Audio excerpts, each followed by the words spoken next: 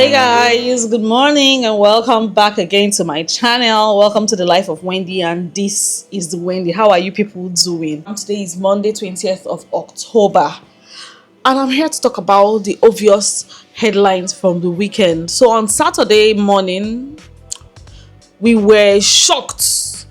Taken aback by the news of it was a blogger that posted it, Stanley on top, posted this clip here that we all saw over the weekend. Yes, so like we saw, she was shouting, if anything happens to my sister in Ned Walker's house, I'm treated like a slave, I am a nobody. But in my house, I'm treated like a queen.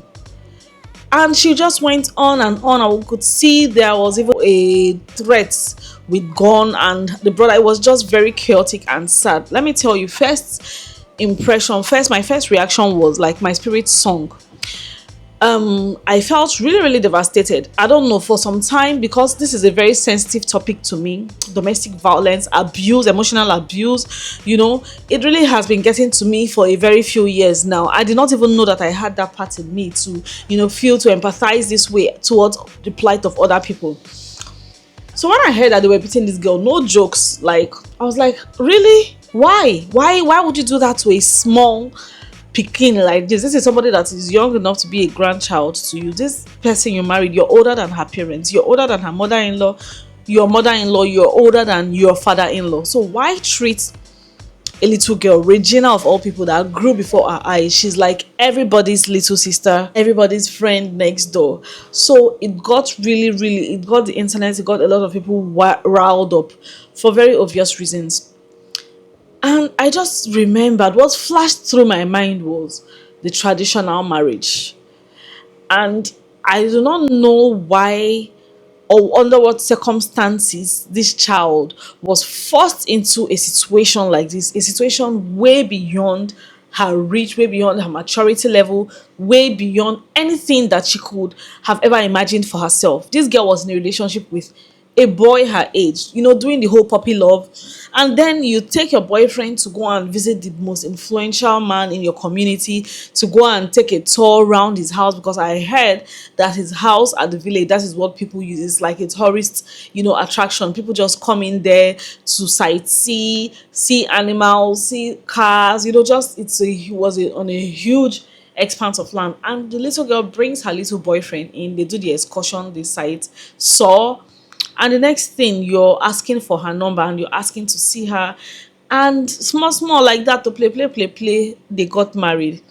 And when the marriage thing just flashed before my head, I was like, why will this girl that knows nothing, that has not even lived, have this kind of bait dangled before her and she falls for it?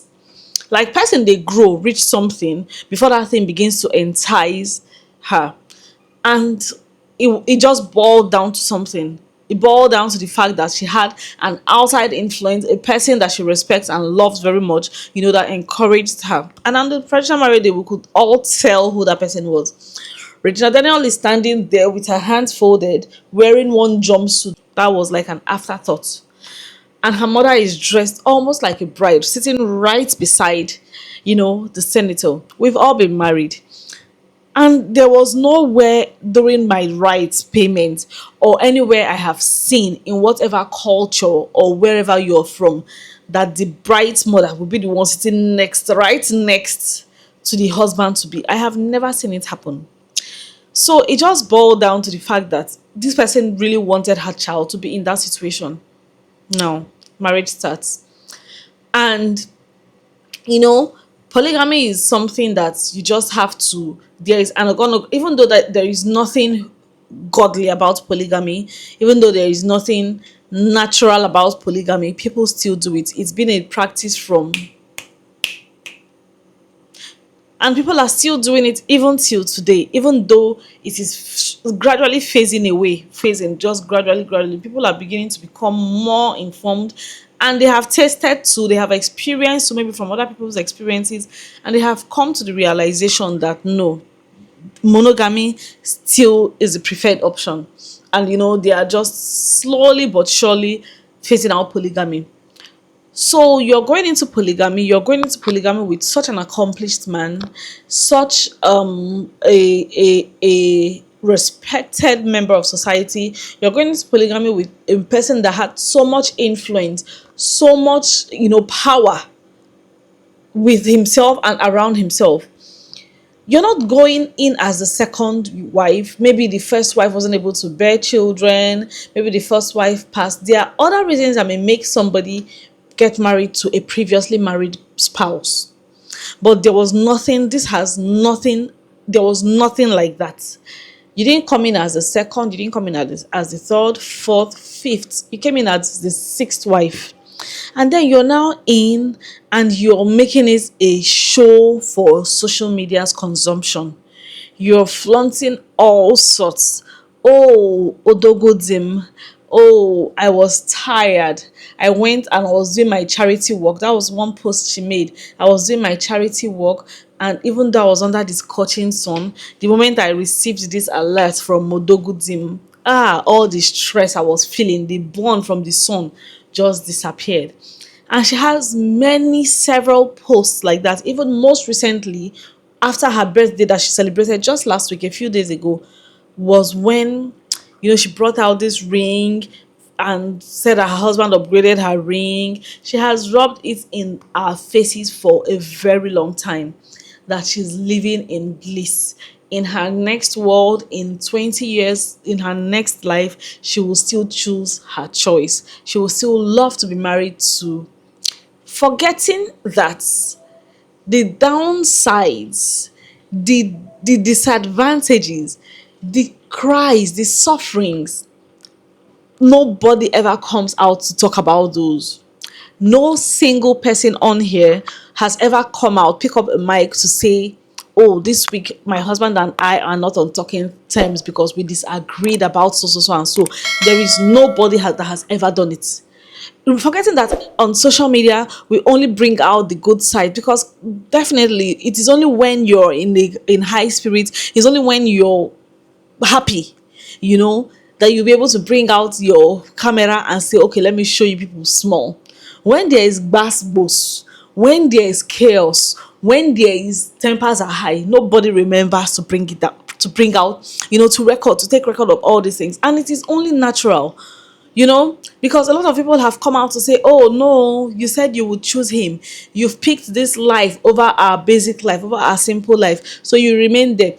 Even among those people condemning and bashing her for always flaunting the man, you yourselves, you have never come out to criticize your husband in the open. You have never, if there are cases where women have come out to say, oh, I'm married to a useless man, I'm married to a violent man, I'm married to a stingy man, it's always in a case where that man has triggered you and you're only venting.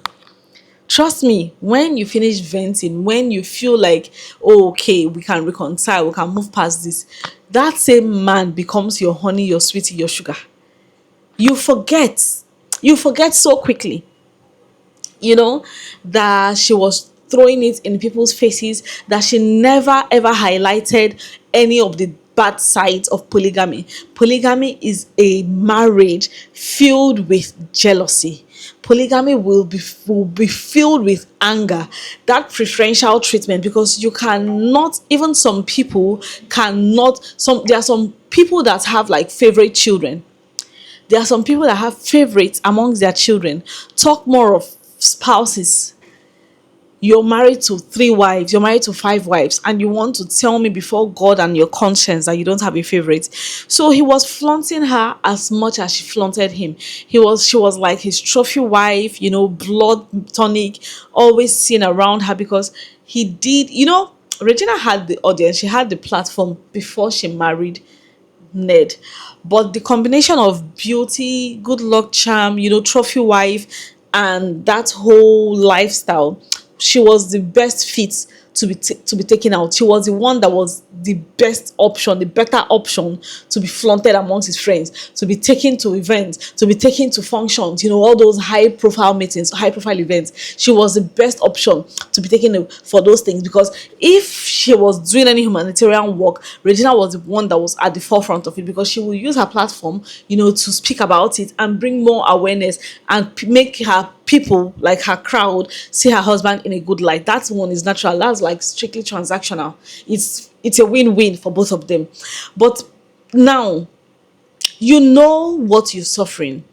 Person like me, if I know that I'm not really living my truth, I am not living my reality, I will just shut my mouth. I will not come out to say bash him, but I won't still come out to say, oh, he's the this, he's the that. In my next life, I want to be remarried to you. I will never say that. Even if I come and say, oh, you're a good man, you're a good father, you're a good husband, I will not say, I will just end it there. In my next life, knowing what I suffer inside, will I still want to come and suffer, that same thing? I was talking with my friend, and she was like, this girl has over 15 million people on her Instagram, organic followers. People will see her, like her for who she is. Like you, love you, and are willing to support you to any extent. And all you can make out of it is Oga wife, senator wife. Even the movies that she used to feature in back to back to back to back, she's hardly in any movie. If she doesn't produce it herself or direct it herself or something like that, not that she doesn't work, she still works, but not as much as she used to work. You just took a back seat, soft pedaled on the thing that gives you joy, the platform that kept you relevant, and you're just reeling in the whole senator's wife, trophy wife idea. Not saying you shouldn't enjoy and dwell and roll in your husband's wealth, but that thing that brought you relevance, that thing that made people get attracted to you, still keep it, still do it. Because like it's playing out now, we do not know the day or time that the tide will turn. Nobody knows when the tide will turn to their disfavor. What do you want to now do after everything? How do you want to now ease back into something that you're leaving behind, that you've left behind? How do you want to now do it? So I digress. That is how, according to the video, we can all say that it wasn't even her that posted that video, because it would never have made it to light. And the brother says, God, he called out his in-law with his full chest, Senator Ned Nwoko. You're lucky that you ran away. If not, I for bust your jaw, I for bust your head. You're sending talks to come and beat my sister, something again. He made that again, meaning that this is not the first time it is happening. It is not the second time it is happening either, because if this was the second time, the first one, if this was the second time, only the second time it was happening, they would still be trying to solve it in-house, because we did not see the action happening. We didn't see the action go down, how it played out. We didn't see it go down. So it was still after the fact. And he says that again, it's not the second time, trust me. It's not the third time either that it is happening. And you hit this girl with a gun. You hit her. Like, why carry a weapon? Why carry... How do people even live with people that have guns safe? As a woman, knowing that there are seasons in the month when your mouth is your worst enemy as a woman. And you know that the person that you're sleeping next to has a gun that can end your life. Ha! As in, God. People have mind though.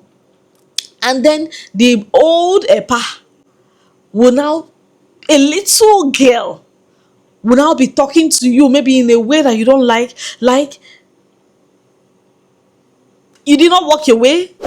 You did not tell your security people to just, take her to her quarters, drive her away from my presence, or drive you yourself away from this place.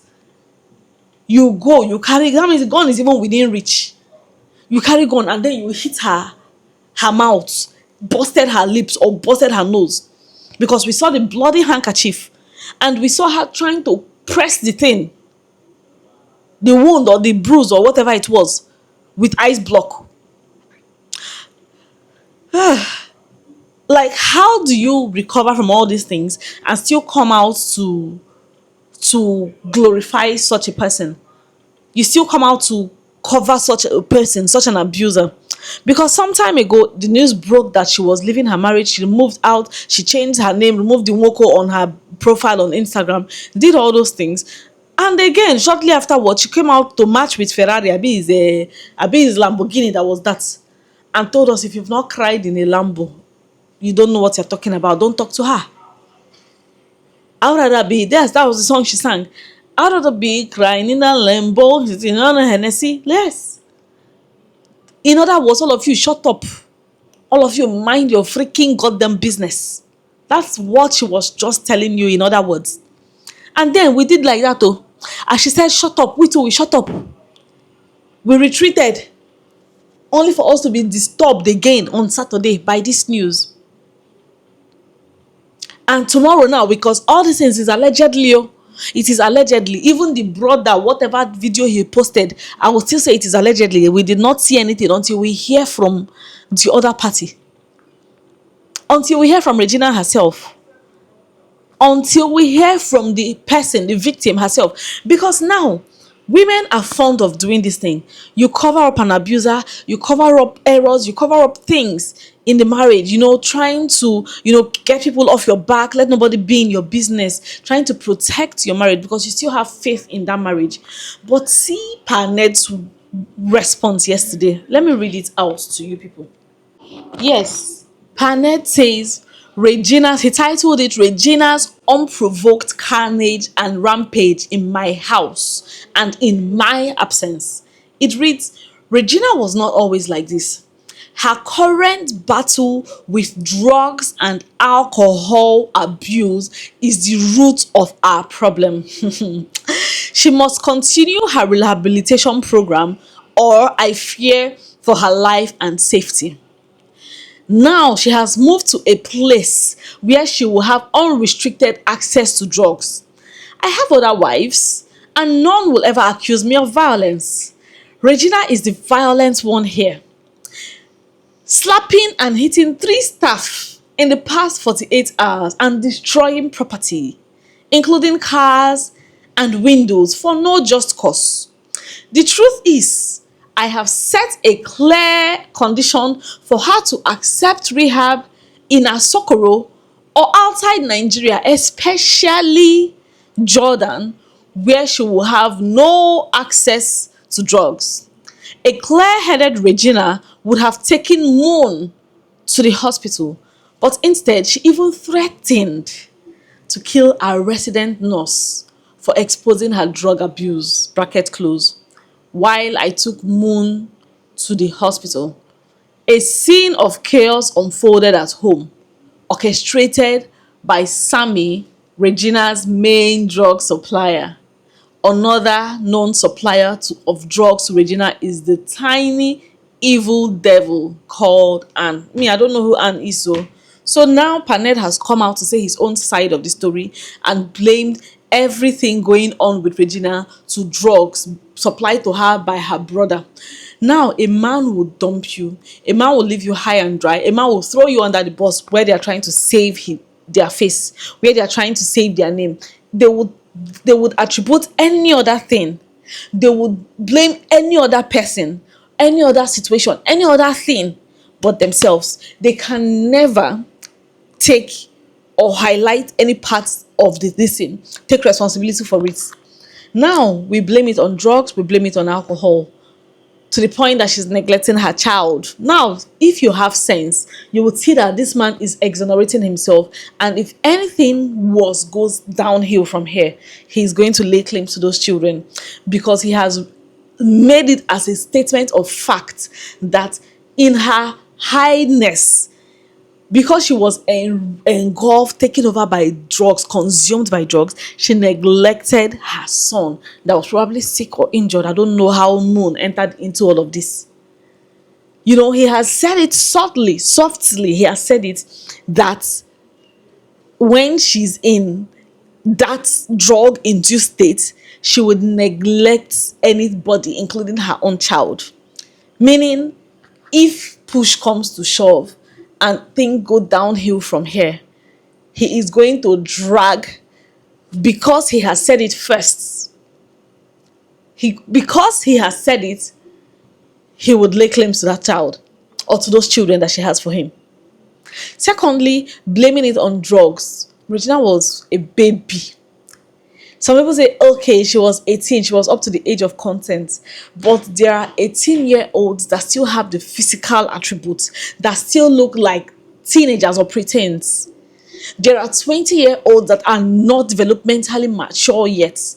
Physically mature, physically ready, they are not. They don't even look like women yet. They still look very innocent. They still look like impressionable young girls. And that was who Regina was when you, a 60-plus-year-old man, went and asked her hand in marriage and ended up getting married to her. Polygamy is like this relationship between two people. Just see it as a relationship between two business partners. Because as far as I know, marriage should also be a relationship that would better you, that you can benefit from, apart from just coming to bear children for somebody or getting roof over your head, your parents. No, marriage is more transactional than that. Marriage will help you grow. It will help you achieve more things than you can ever achieve as a single person. It's two people coming together as one now. Do you get? So think of it this way. Two business partners coming together.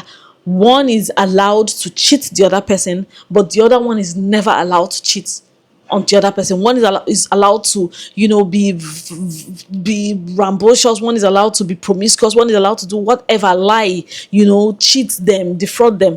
But the other person is supposed to stay loyal. You're only permitted. You're permitted to just be faithful, just be honest, just be everything. That is what this polygamy is. And then you say it is clear eye, they use and stay in such a situation.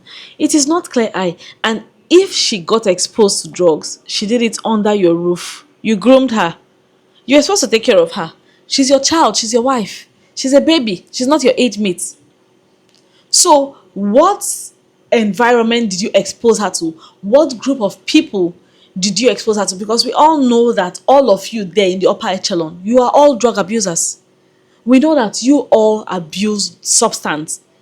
So if it was okay for her, or if it is okay for her to take it when there's peace, when there is nothing, no problems, when she can use it very well to satisfy your sexual urge or her sexual urge, if it is okay in those instances, why is it not okay for her to take it when, and react as a result of it? What is good for her here is good for her there. As far as you okay it, then it shouldn't be conditional drug use. It should be after the other day we saw you people several times. You've been at the club with her and they are supplying her wrapped drugs, wrapped weed, right, seated right beside you, and you said nothing of such about it. You said you did not make it a problem. It wasn't a big deal until she now came out to cry, until her family is accusing you of domestic violence. That is when you're now using the drug abuse and alcohol abuse allegedly you're putting her against that up so that she falls down from grace, so that she loses favor in the sight of everybody. Then you vilify her and make yourself the victim. We all know that there is more to this. We all know that there are many answers, many questions that have been left unanswered. And until we hear from the other side, whatever it is she comes out to say, we will still take it. If she says, mind your business, of course, we all will mind our business. The streets will get cold. We'll only talk for what? Maybe by the end of this week, everybody is done talking. And we'll move on to the next trending topic. But you cannot keep evil covered for so long. There's only so much. Eventually, both of you will go your separate ways. Eventually, whether by force or you walk away willingly, eventually, you would go your separate ways. Look at our legends, Two-Face and Annie Dibia. They were the do or die, perfect definition of ride or die. At the end of the day, what happened? What happened? So you can only stretch it and stretch it and stretch it for just the elastic limit of a thing. When it reaches breaking point, it will cut. So people, I'll end by saying this now, ladies, I'm talking to us, myself included. If there's an area of your life that is toxic, we know those areas of our lives that is toxic, that is not letting us live to our fullest potential, that is inhibiting us, that is making us who we are not, that has made us pick up habits, attitudes, you know, character, personality that does not belong to us, that is strange to us, that we know that when you look in the mirror, you know that no, this is not you, this is not who you are, this is not who you want to be, or what you want to be known by. There is no perfect time as now. There is no better time than now. This is the only time you have to pick up the pieces of your life and move on. And move on. And while you're at it, while you're still looking for the day of escape, do something with the platform, do something with the resources you have. Stay relevant. Do something, because it is only financial independence that can give you the wings to fly, give you the wings to liberate yourself from some shackles. Do you understand? Do not be pressured by anything you hear, anything you see on social media. It is not real life. Once this camera close, you go back to your real life, and we don't know, we watching don't know what that your real life is. So why tapping? I see a lot of young girls, oh, no, only Regina fit advise me for this life, why I go collect. Oh, I pray to be in Regina's shoes. Oh, I wish. No, no. Pray for, like I always say, you can have it all. There are people that are in marriages where there is no form of abuse, there is zero abuse, there is love, there is harmony, peace, there are enough resources to make them happy, to make them live a very comfortable life, where the man is not old, he's not bedridden. You can really have it all. Pray to God, work hard, work on yourself while at it, and see how life plays out for you to your own advantage, to your own favor. I'll end it here right now. The toilet is calling my name. Thank you guys so much for watching with me. If you watched up until this time, let me hear your thoughts. Share your thoughts and concerns right down in the comment section. Give this video a massive thumbs up, and please subscribe to my YouTube channel if you're not subscribed up until now. It is free. Oh, for those of you at the back asking how much, my brother, my sister, it is absolutely free to subscribe. Just click on the red subscribe button and you'll be subscribed automatically to the channel. Thank you guys so much for watching. I'll see you very soon. For now.